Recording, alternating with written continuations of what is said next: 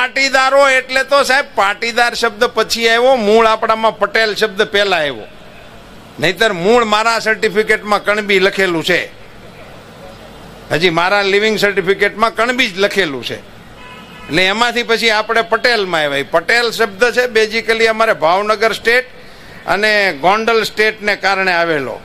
એમાં પટેલોનું માધ્યમ હતું.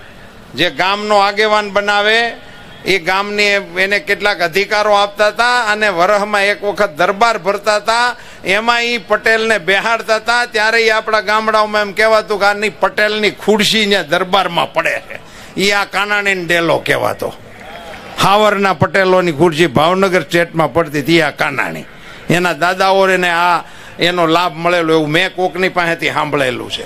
આ રસિકભાઈ બાપા ને એ બધા ઈ માયલા. તો એને કારણે ઈ પટેલ શબ્દ એને કહેવામાં આવતો હતો. પટેલ એટલે પટલાય. તમે જે મથુરભાઈ કહેતા હતા ને કે અમે 5 પછી મત હાદો ખેડૂત હોય તો અપાવી શકે. શું કામ? એને શેઠે જ સારવાનું, એનું જ બળતણ લેવાનું, એને ત્યાંથી જ મફત સાહ લેવાની, એના ફળિયામાં પાણી હોય, એના ફળિયામાં બધું હોય, શાકભાજી હોય, જે કાંઈ હોય લેવા દેવાનું ઠેકાણું જ હતું. એટલે એની પાસે એટલા માટે સગવડ હતી. પટેલો એટલે લીડિંગ કરવા વાળું જે તત્વ હતું એને કારણે એને પટેલ શબ્દ આપવામાં આવતો હતો. અને પછી એને પોલીસ પટેલ એવો શબ્દ પણ આપણે વ્યવહારની અંદર આવેલો. ગામો ગામ પોલીસ પટેલ રહેતા હતા.